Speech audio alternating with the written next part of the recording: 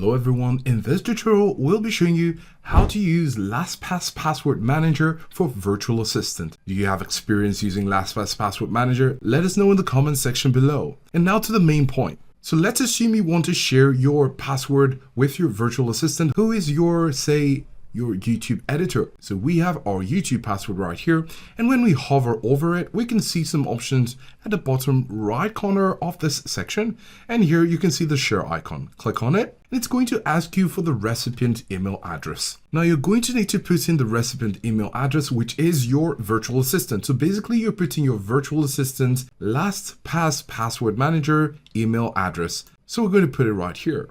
Then you have the choice to allow recipient to view the password. But if you don't want that to happen, you can leave this box unchecked. The main point is when they receive this password, they will be able to log into their YouTube using the password fill option that is available on their own LastPass Password Manager.